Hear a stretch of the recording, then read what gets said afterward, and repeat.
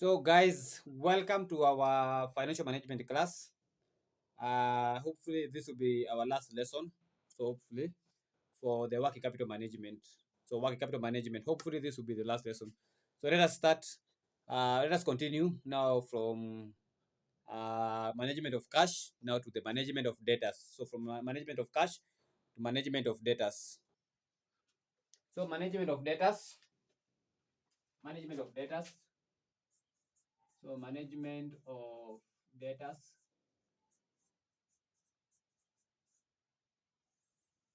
Management of debtors.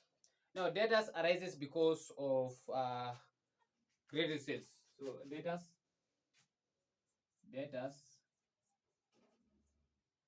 arises because of credit sales. So, this when we sell. So, when we sell on credit, then it means we owe them. So, they become our debtors. Now, company sells on credit because of the following reason. So, we say the company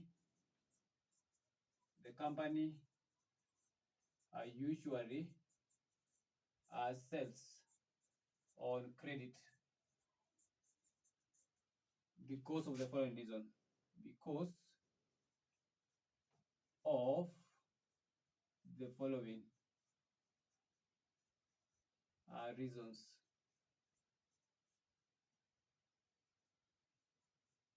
So these are the reasons. So let me use a different pen. So I see the reason number one. In order to increase the sales volume. So number one. So they say okay, in order to increase the sales volume. In order to increase sales volume. That's number one. So the data arises number one so that to increase our sales. Number two, uh, in order to avoid the stock, in order to avoid a stock getting out of fashion, getting out of fashion, getting out of fashion, or it being obsolete. So we usually sell credit so that we do away with the stock, so that the stock do not get out of fashion or do not become obsolete.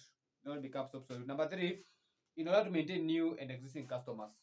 Another reason we give on credit is to maintain our customers. So if our loyal customer wants us to give them on credit, we shall give them on credit so as to maintain them. So in order to maintain a new and existing customers. Number D, another reason why we usually give our sales on credit is in order to avoid the fluctuation of prices. In order to avoid fluctuation of prices. So in order to avoid price fluctuations. Number E, we can talk about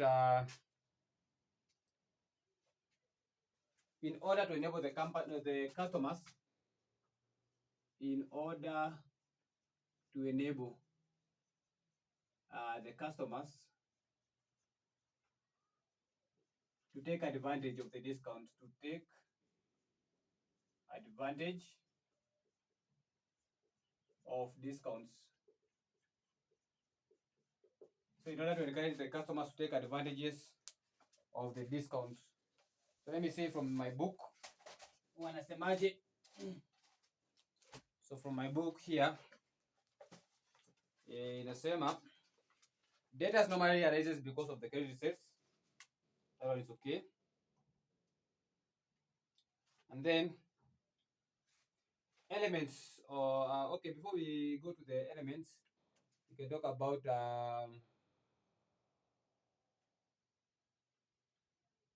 okay, talk about type of credit policy,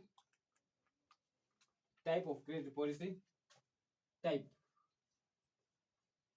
of credit policy.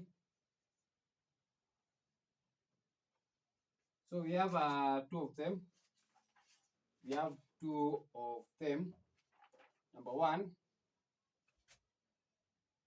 stringent policy. Stringent policy. Uh, just a moment. Just a moment. In Ethiopia, conservative. Conservative. Also called conservative. Also called conservative policy. And you can define it. In this policy, the company grants credit on highly selective basis. So in this policy,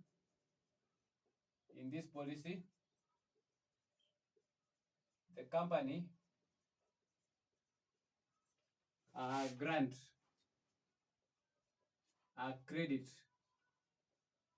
on highly selective basis. On highly selective basis. So in this case, it means that before you get credit from the company will review your previous credit venye umekuwa ukipewa madeni. How do you pay? Do you pay in time or when wale wa kusumbua? So that's what we call the stringent. So it is strict policy. This one we call it the strict policy. So this is where the company sells credit on highly selective basis. That one is okay.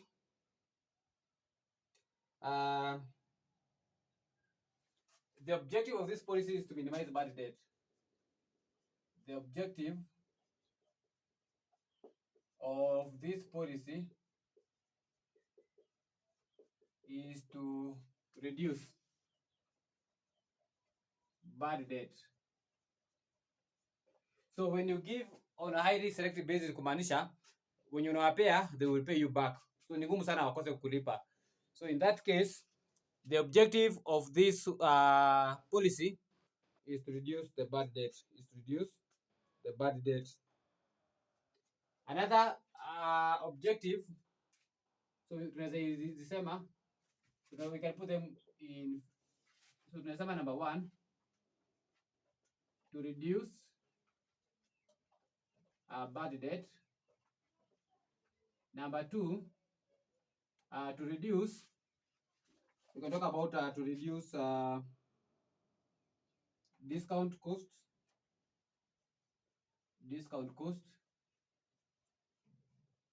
Number three, it will also reduce collection cost. You don't need to pay someone to go and collect the debt, to reduce collection cost.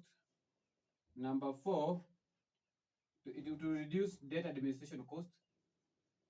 So you shall not have a lot of cost when it comes to the administration of debt. Number four, it will reduce. Okay, those are enough. Now, number two, let's go to number two. Number two, we call it the Ribeiro, or we call them the rules policy. Ribeiro or the rules policy. Ribeiro or the rules, also called lenient.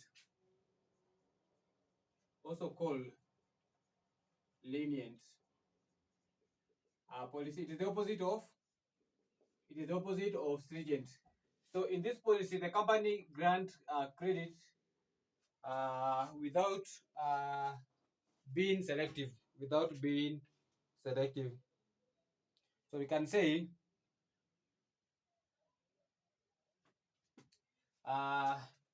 in this policy,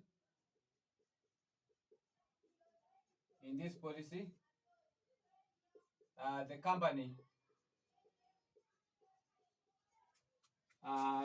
grant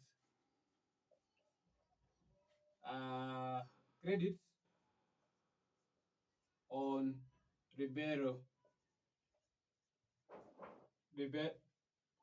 terms. So the company grants credit or the better terms. The objective of this policy is to increase number of customer. The objective, the objective of this policy is to, so the objective is to do what? Is to increase number of customers. So that's the objective. So the objective of this policy is to increase the number. The objective of this policy is to increase the number of customers. But remember, in the long run, so remember in the long run that this policy will lead to cost, additional cost. Which cost? We shall have validate cost in the long run. We shall have discount cost because we shall be telling your customers, please come pay us. We give you discount. So these unnecessary costs will arise when we give more credits to customers. So bad debt will be there, discount cost will be there, collection cost will be there, cost of administering the debt will also be there. So in the long run, the Ribeiro term will have all those costs. But for the stringent policy, in the long run, these costs will be eliminated because everyone will pay. Everyone will pay. So in this case, there will be no that cost. But for the Ribeiro or the lenient or the loose policy, in the long run, all these costs will be there. So in the long run, all these costs tumesema hapo juu will be there in the long run. Okay. Let us do a question from a past paper. We don't need to waste a lot of time. But before we do that question, I thought we'll do it later. I prefer we do it later. Yes, we can do it later. So let's go to our past paper and we shall start with the question of, we can start with the question of which sitting. Let's go direct to the question of the good sitting actually. Last sitting, December 2024. December 2024. December 2024. Question number 4C. Ama ni gani? December 2024. Question number 4C. December 2024. Question number 4C. December 2024. Question number 4C. Open. Open. Open. So let me read the question. The question reads, Nyota Ltd is a firm operating in a manufacturing industry. The firm currently adopts a stringent credit policy, but it is considering relaxing its term of sales. Now, the firm current says the firm current sells goods on credit on terms net 60. So we have net 60. So tuko na hiyo something hapo. So that is December 2024. 2024.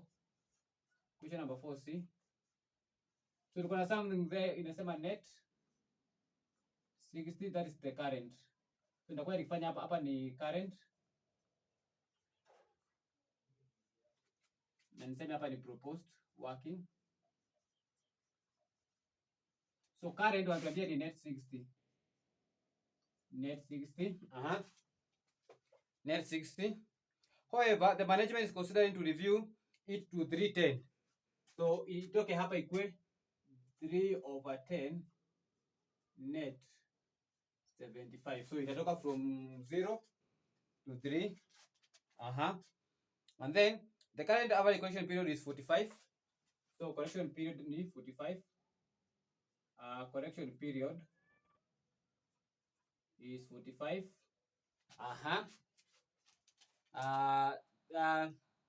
This period is better to increase to 60 days. So the proposed one it will be, so wakipeleka to 3%, correction period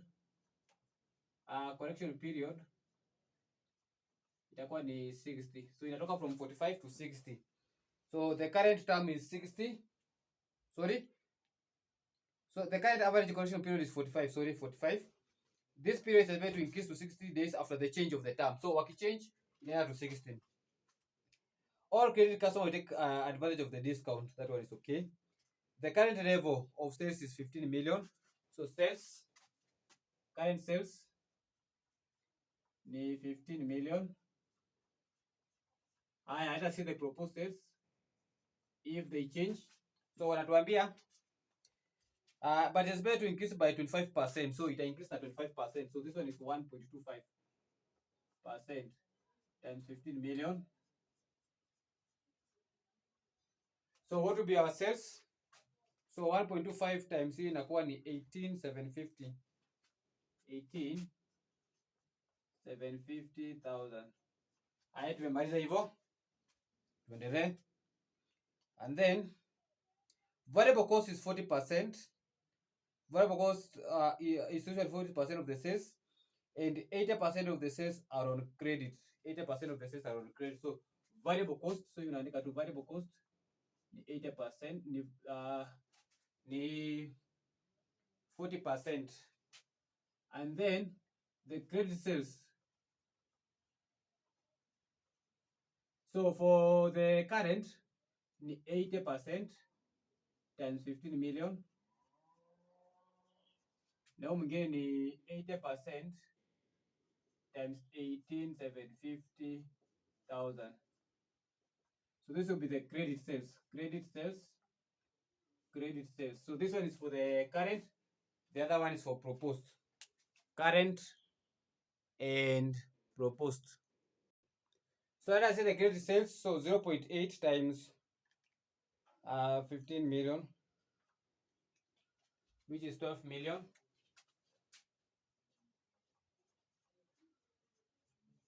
Let us say that one.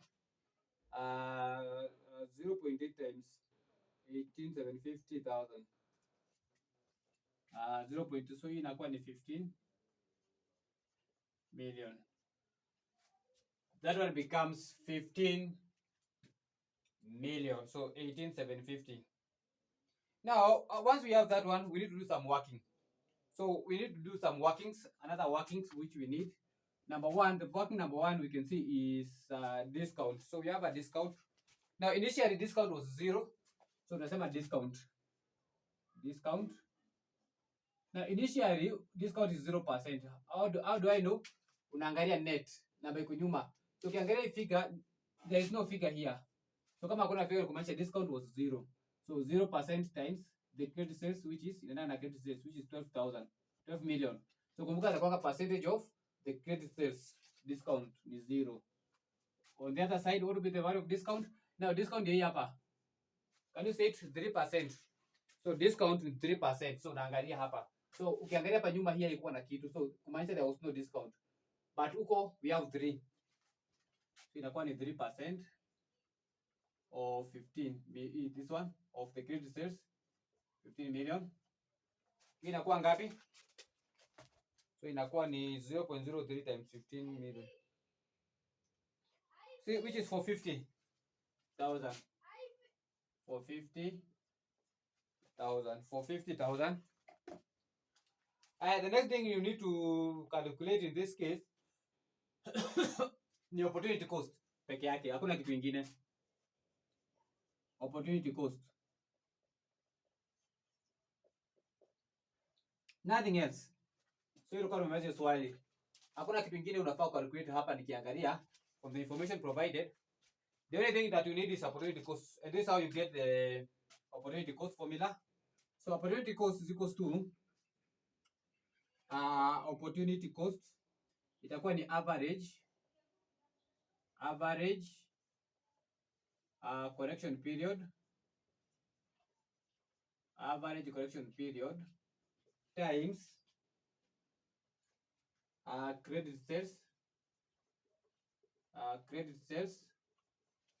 divided by number of days in a year. So 360 or 365. So me take a 365. Hii swali kwa amesema ni how many number of days in a year? 360.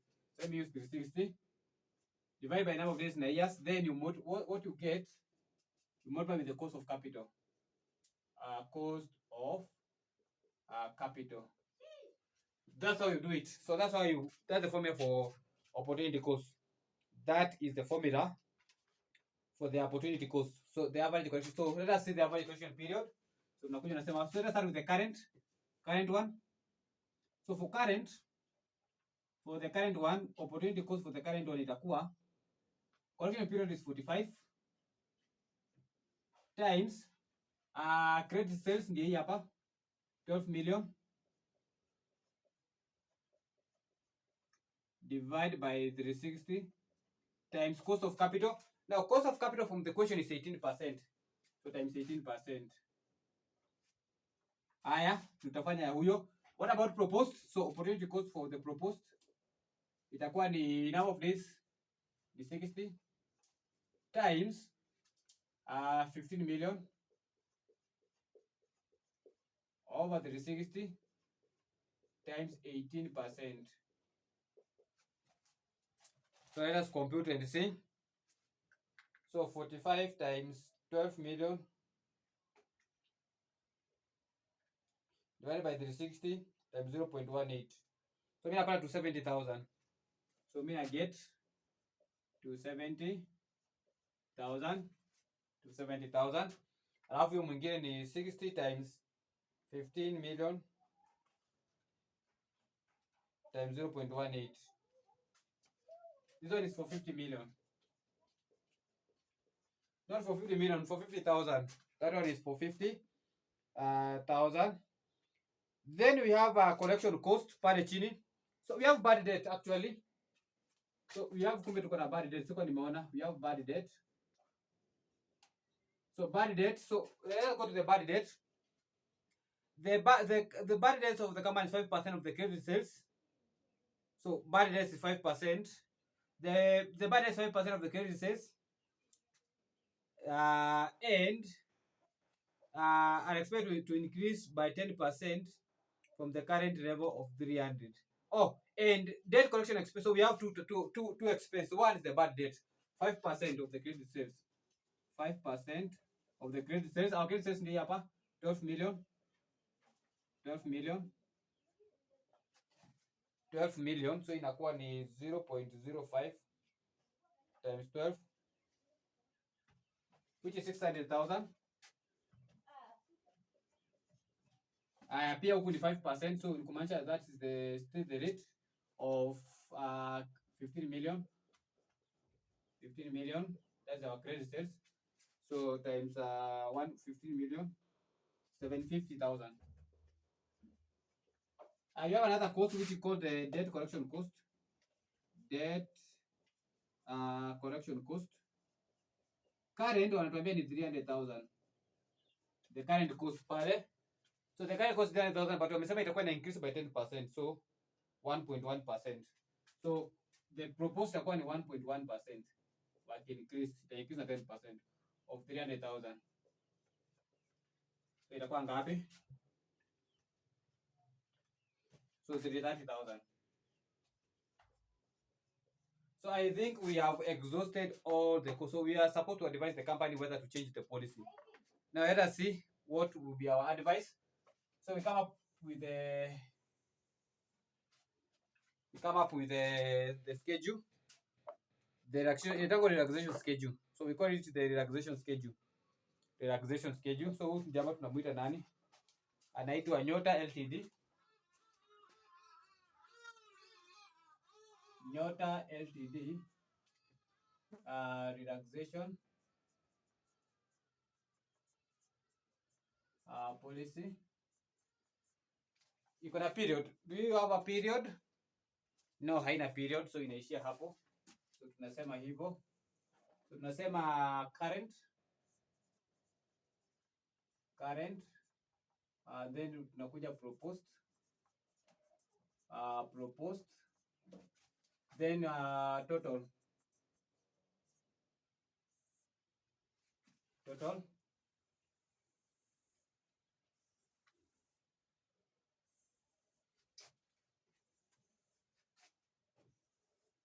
So hapa ni details.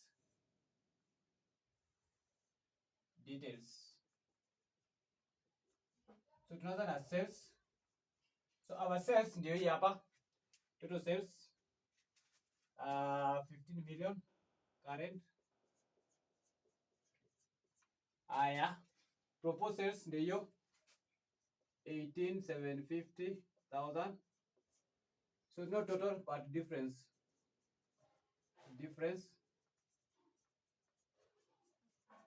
Though not necessarily, but I prefer to work. So the difference is 18,750 minus 15,000. That's 750. Aya, we less variable cost. Less variable cost. Now variable cost ndio hii hapa. Watuambia ni 40% of the sales. So variable cost ni 40% of the sales. So tuanze na ya kwanza. So 0.4 40% of the sales. So 0.4 times 15 million, which is 6 million. So we less 6 million. Once we less, we get contribution. So to less hiyo kwanza, which is 9 million. 9 million. Aya, ule mwingine tunasema 40% times 18,750,000, which is 7.5 million. Aya, to less, so 18,750,000 minus answer 11 to 50. 11 to 50,000. Aya, ule 6 million minus, so 7.5 minus 6, which is 1.5.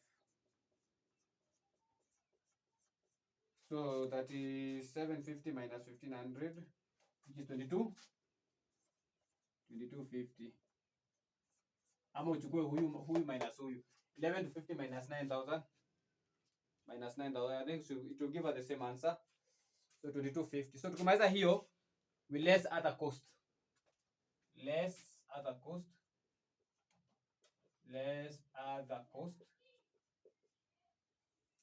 And the first cost ninaona hapa, the first cost naona ni discount. So discount, si tukipeana discount kumaanisha sisi ndo tunalipia as the company. So initially watuambia there was no any discount, tulisema ni 0%, so ni 0.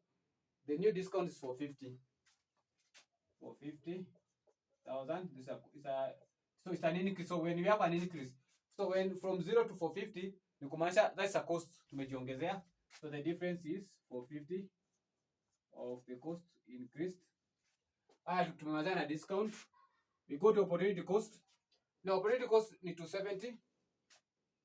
So opportunity cost. The cost is 270,000. The cost may increase from 270 to change the proposed to proposed. It increase to 450.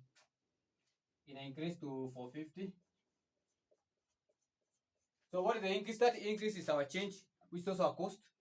So 450 minus 270, which is 180. Kutoka opportunity cost tunaenda kwa bad debt. 600 to 750. So bad debt 600,000 to 750,000. We have also an increase. So an increase, so kutoka hapa uende hapa una increase, ujue is a cost. Ukiona decrease ujue una add. So but ukiona an increase is una less. So it's also an increase from 600 to 750. We have an increase of 150,000. So that's 150 increase is an expense in that form.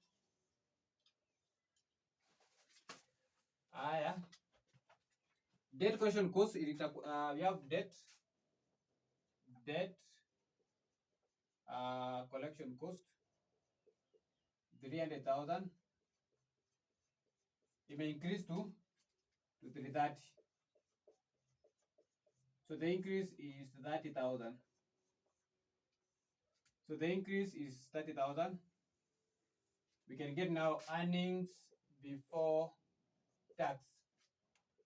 So that we do a tax. So that's minus. So 9 million minus 270 minus 600 minus 300. Mimi napata 78,30,000. 11 to 50 minus 450 minus 450 minus 750 minus 330. Napata 97, 9270. Haya, 92. And then ya mwisho ni 2250. Actually, the difference between the two. So tunasema 9270 minus 7830. Na point to the same answer. 1440. Mimi napata what we call 1440. 1440.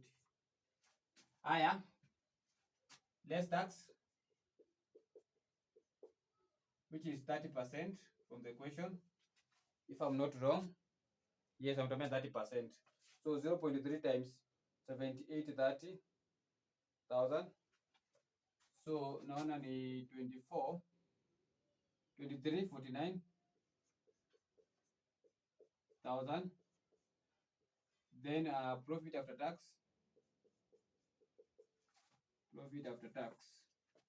So 78,30 minus answer 54,81,000. Then 0.3 times 92,70,000, which is 27,81,000. 92,70,123 minus answer, which is 64,89,000. Then the difference itakuwa ni minus 54,81,000. So which is 1,008,000. So kumaanisha hapa ni ngapi? 2781 minus 23,349, 432. Confirm. Confirm. So 1440 minus 432. Yes. So that's how you're supposed to do it. That is how you are supposed to do that question. It is a question for December 2024. Now advice. So do we change the current policy? So advice. Now from our what you can see here, profit was in our initial current in our current policy, the profit is 5 million, 5.4 million. But in our proposed one, the profit increased from 5 to 6. So this so what should do? What should we propose? Now we should propose that the company should change from 0 discount to 3% discount. So advice, the company should consider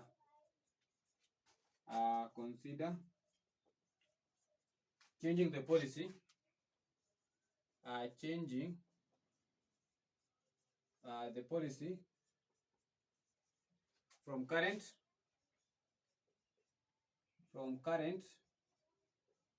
0% discount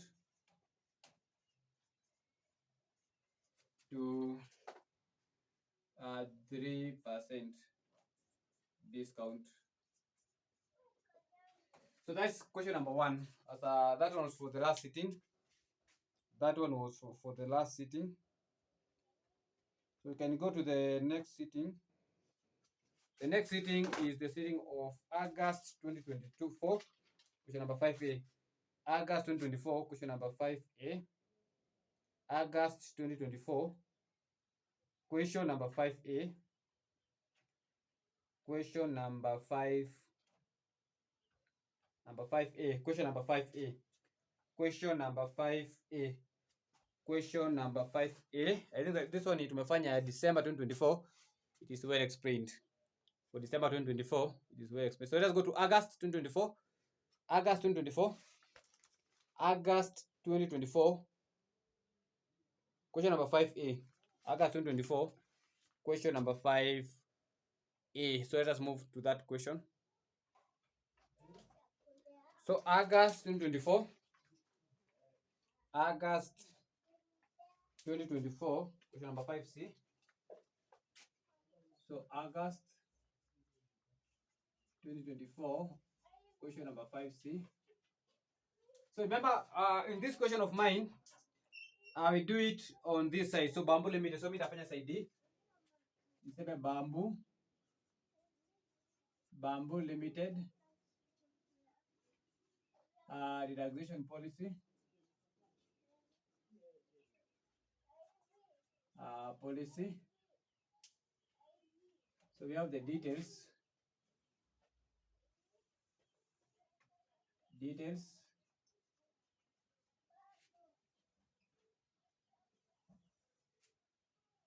Current,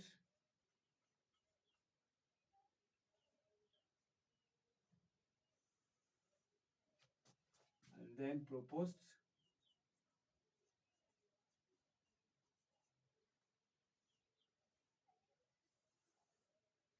then they change.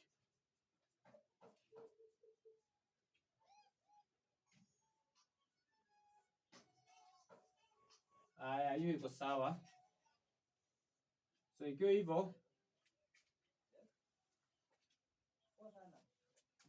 hivyo, itakuwa fiti. So kama kawaida tunazanga na sales, then we less variable cost, then you get contribution.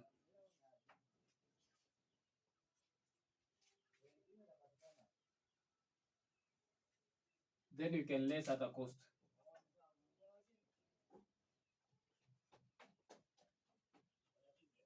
Now let us read the question together. So tunasoma swali tukianalyze. We shall be reading the question as you analyze it. So tuanze na kwanza. Bamboo Limited is contemplating reviewing the credit policy by introducing 2% discount. So current. So unaandika tu hapa current for the purpose of illustration of workings. Now we have proposed. So current discount. So tunataka discount. So the current discount is 0%. Kumaanisha there was no any discount. Jipaya tuambia wana introduce kumaanisha ni mpya. They are introducing it to 2% discount made within 10 days of purchase. Now to 2%. 2% discount. So tumejua discount ni ngapi? Atuendelee. Additional information number 1. The current average collection period is 30 days.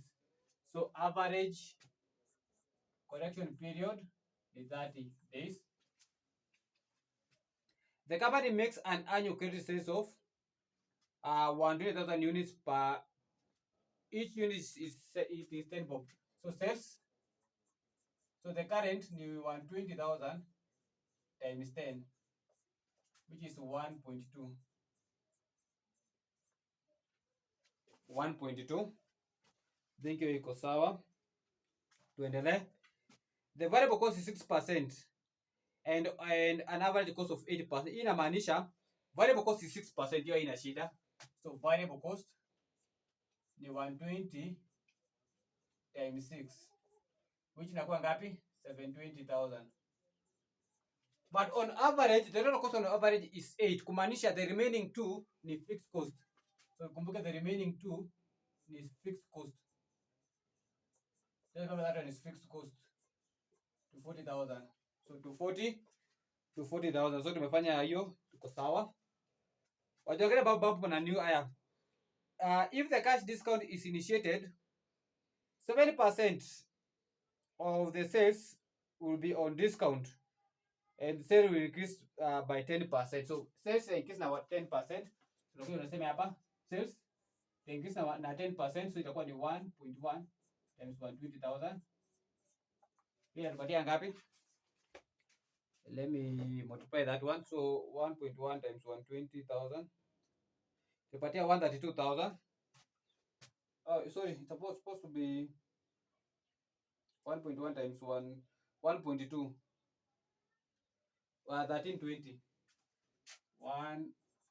20,000. Aya. Tuendelee.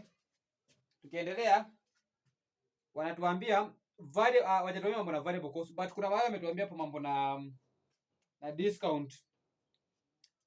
So wanatuambia discount, when you take the discount ni 70%. So let's go hapo kwa 70% of the sales. So discount, kumbuka discount. So discount, so calculate the cost of the discount. So discount cost. So kumbuka current ni 0 kwa sababu 0% of the total credit sales ni 0.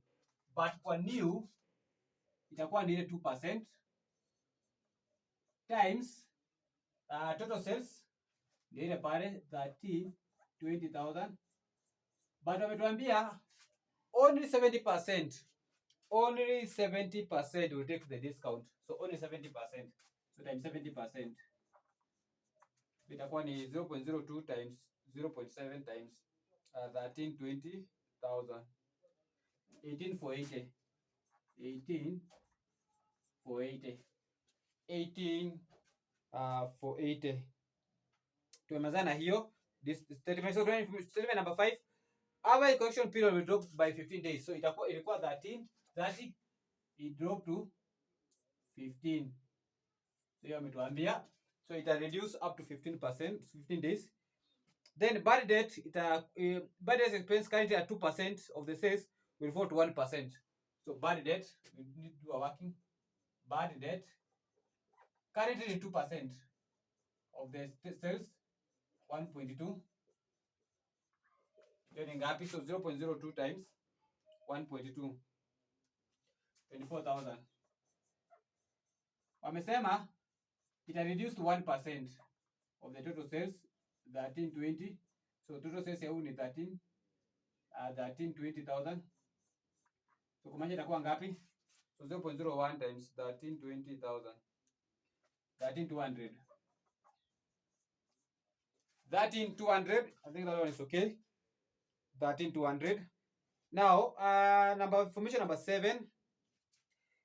Total working capital needed will not be affected by the cash reserve. That's okay. Then at mwisho we have the return. Now that return is used to compute what they call the opportunity cost. So we need to compute opportunity cost. Opportunity cost. Remember the formula for opportunity cost? Now opportunity cost is a formula. Tulisema tunachukua the average collection period, we multiply with the credit sales of a number of days in a year. Hizo tuambia ni how many days? Hawajatuambia. So we go with 360. So swali wako open, hawajatuambia. So times cost of capital. Cost of capital. So it wasn't a current. Let's start with the current opportunity cost. So the current, the number of days is 30 times credit sales. So we are going to assume that all our sales are on credit. So 1.2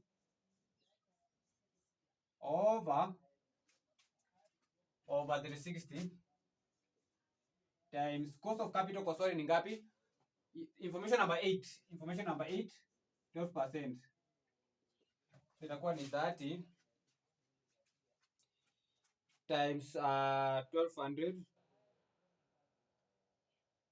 divided by 360 times 0.12. So 12,000. 12,000. Alafu mwingine itakuwa ni number of days ni 15 times 1320,000 over 360 times 12%. So 0.15 times 1320,000 divided by 360 times 0.12. Ala.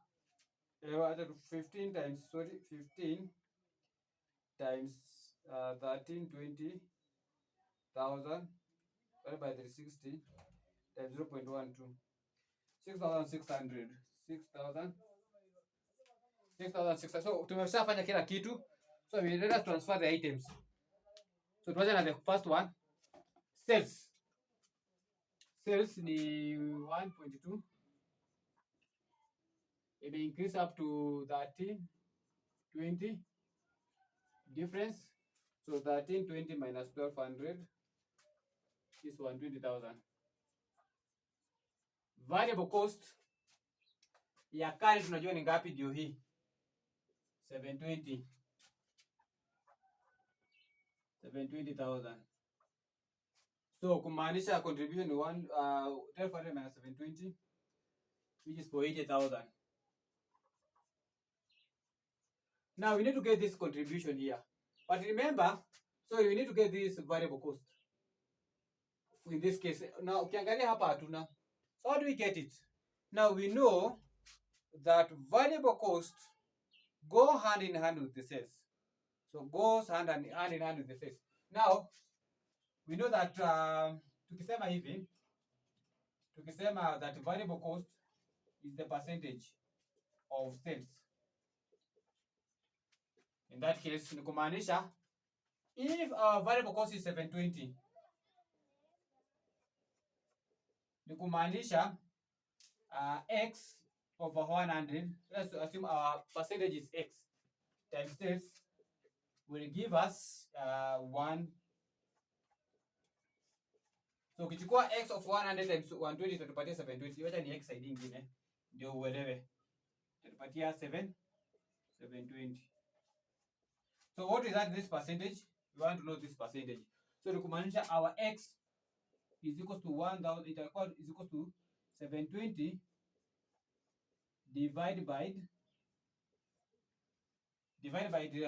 so hii inaenda huko, so divided by 1.2 times 100. So I see the percentage, so 720 divided by 1200 times 100, so 60%. Allah, 720 divided by 1200 times 100, 60%.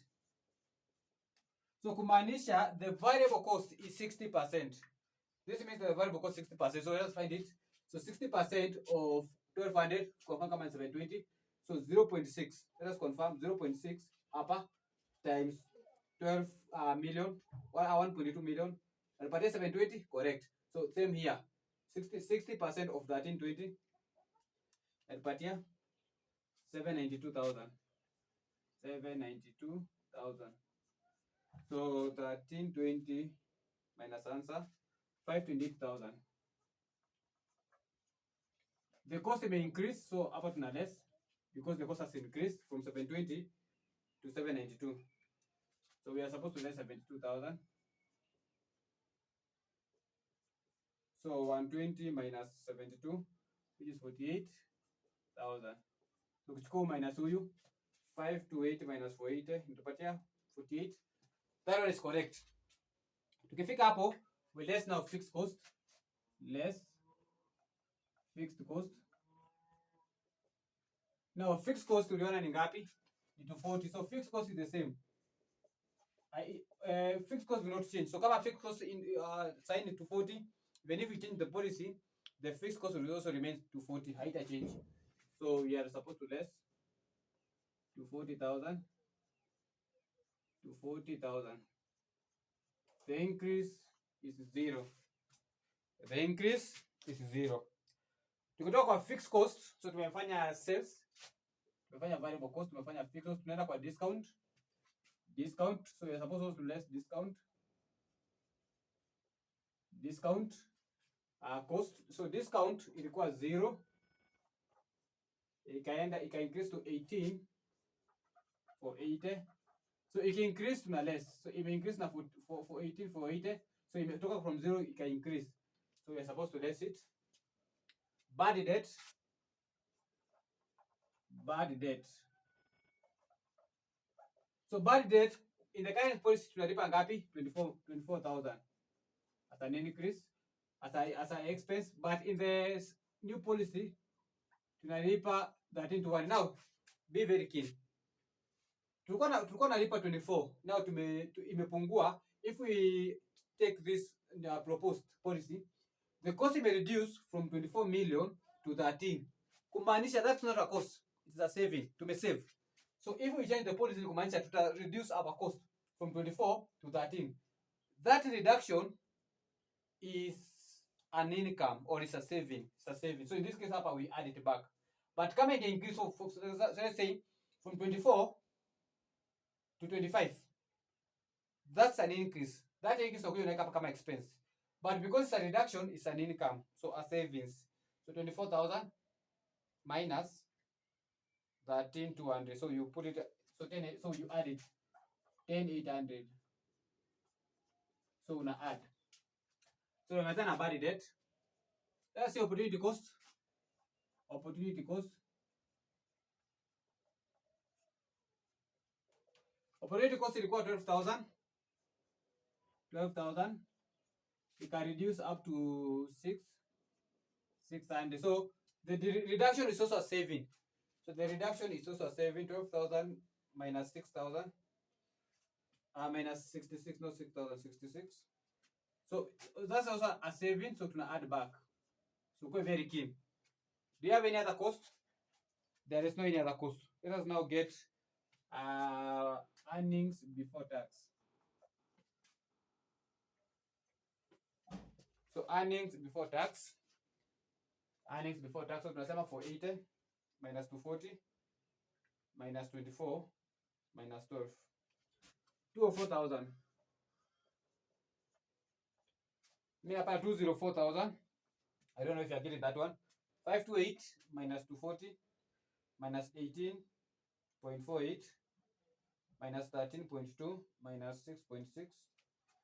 So hii kusema ni 249 720. 249 720. Haya, the difference, so huyu minus huyu, so 249, so it may increase 249 720 minus 204,000. The hapa ni 45 720. Kuchukua huyu minus huyu. Let's confirm na huko juu. 48 minus 18.48 plus 10.8 plus 5.4. Yes, that is correct. So 45,720. Now we can less the tax. We can less the tax. So less tax, which is 30%.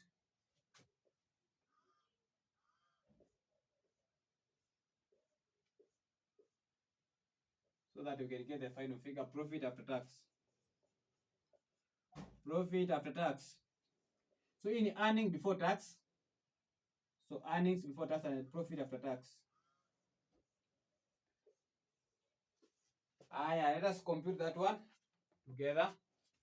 So 0.3 times 204,000. 61,200. 200. So 204,000 minus answer 142,800. 0.3 times 249 720. 74 916. 249 720 minus answer 174,804. So 0.3 times 45 720. 13 716. So 45 720 minus 13 716. 32,004. Confirm we minus huyu. So 174,804 minus 142,800. Yes. Now profit will go 142 for the current. It may increase up to 174. So what is your advice? Your advice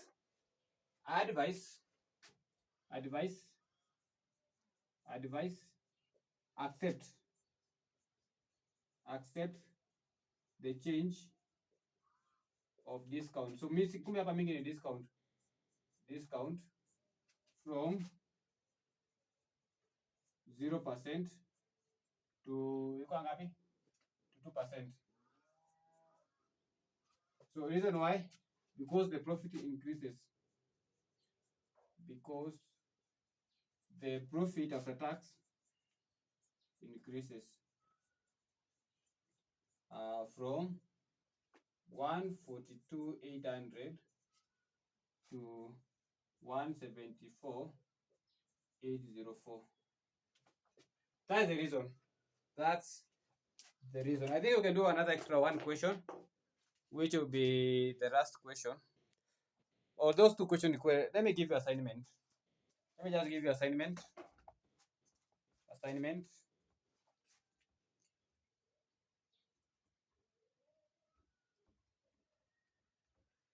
Assignment. And please try these assignments. December 2022. So hizi ni mingi actually kwa past paper. So assignment.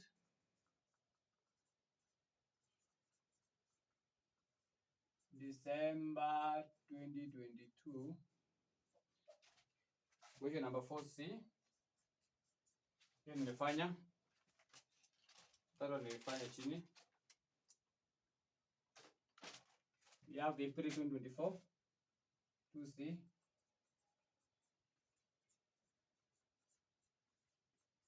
Question 2C.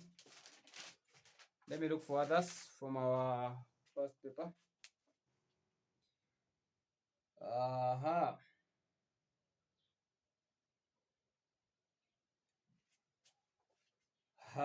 Ni mingi actually. We have a lot of them. We have a lot of them. Hata sio ni kama unaweza maliza zote if you want to do them. They are many. Ni mingi sana. Let me check. We have another one here. April 2022 question 2B. April 2022 2B. April 2022 question number 2B. April 2022 2B. Aya.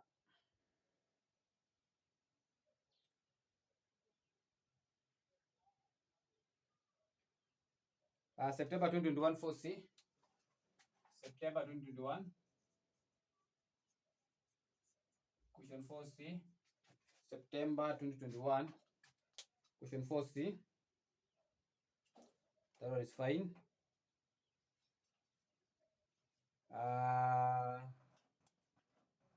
May 2021 3C.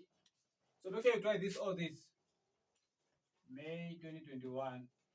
Question number 3C. May 2021. Question number 3C.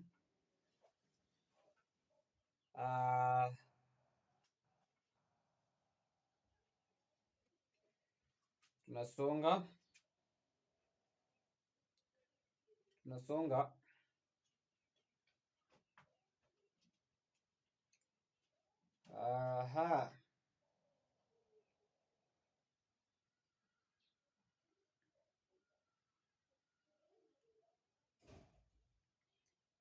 I think those are enough. November 2019 1B.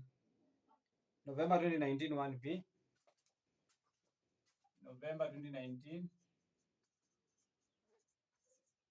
Actually ndio iko na the most of the questions. Iko na a lot of questions. A lot of questions. This relaxation policy. Relaxation policy ndio iko na a lot of questions.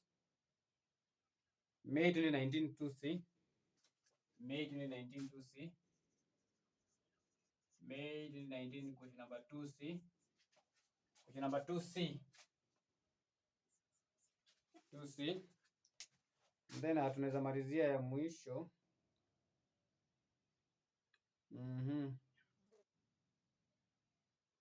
November 2018 3D. November 2018 3D. November 2018 question number 3 dog. 3 dog 2018 November.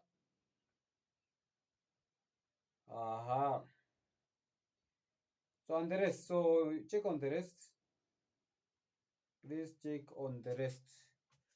Check on the rest. So those are some of the questions you can see there. I have highlighted all the questions. So September 2015 4B, November 2016 2C, May 2016 2D, November 2017 1D, November 2018 3D, May 2019 2C, November 2019 1B, May 2021 3C, September 2021 4C, April 2022 question 2B, April 2024 2C, na December 2022 question number 4C as the part of the assignment. So that's all about it for today. We shall continue from lesson number 2. From the last lesson for this topic. And the lesson is about management of stock.